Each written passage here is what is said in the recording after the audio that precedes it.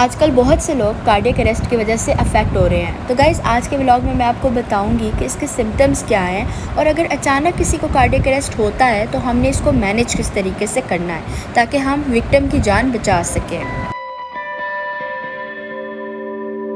तो guys cardiac arrest होने की दो मेन वजूहात है, या तो आपके दिल का फंक्शन ख़राब हो जाता है या फिर आपके दिल की धड़कन अनएक्सपेक्टेडली स्टॉप हो जाती है। इसमें होता क्या है कि आपके दिल की धड़कन जो है उसका रिदम बिल्कुल ख़राब हो जाता है और पंपिंग एक्शन डिसरप्ट हो जाता है, जिसकी वजह से आपका दिल दूसरे बॉडी ऑर्गन्स को ब्लड पंप नहीं कर पाता।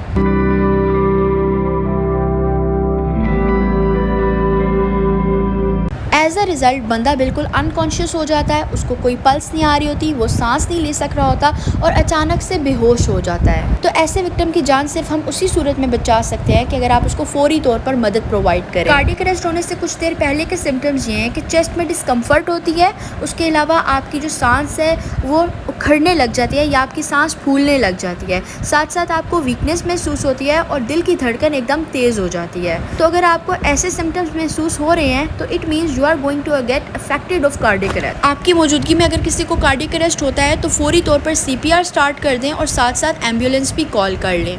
कार्डियक अरेस्ट को रिवर्स करने का सिर्फ एक ही तरीका है कि अगर पेशेंट को, विक्टिम को फौरी तौर पर CPR प्रोवाइड किया जाए। और अगर CPR का तरीका बहुत ही सिंपल है, आपने दोनों हाथों को जोड़कर चेस्ट के ऊपर रखना है और 100 to 120 टाइम्स पुश करना है विद इन अ मिनट, और साथ साथ आपने 2 टाइम्स रेस्क्यू ब्रेथ्स भी प्रोवाइड करनी है विक्टिम को ताकि उसका सांस जो है वो बहाल हो सके। जैसे ही रेस्क्यू टीम पहुंच जाएगी तो मेडिकल पर्सोनल डिफिब्रिलेटर की मदद से हार्ट को इलेक्ट्रिक शॉक प्रोवाइड करेंगे। इसकी वजह से हार्ट का पंपिंग एक्शन ना सिर्फ नॉर्मल हो जाएगा बल्कि वो नॉर्मली बाकी बॉडी ऑर्गन्स को भी ब्लड और ऑक्सीजन पंप कर सकेगा। एज अ रिजल्ट जो विक्टिम है उसको ना सिर्फ होश आ जाएगा बल्कि उसका जो दिल का फंक्शन है वो भी दोबारा से नॉर्मल हो जाएगा। तो गाइज अब मैं आपको बताऊंगी कि कौन से लोग हैं that are at risk of getting cardiac arrest. एक तो वो लोग जिनकी फैमिली हिस्ट्री होती है या जिनके ब्लड प्रेशर और कोलेस्ट्रॉल के लेवल्स हमेशा हाई रहते हैं, जो बहुत मोटे होते हैं, जो डायबिटिक होते हैं, और उसके साथ साथ वो लोग जिनका बहुत ही ज़्यादा इनएक्टिव लाइफस्टाइल होता है। इसकी प्रिवेंशन यही है कि आप हेल्दी खाना खाएं, एक्टिव रहें, एक्सरसाइज करें रेगुलरली, स्मोक ना करें,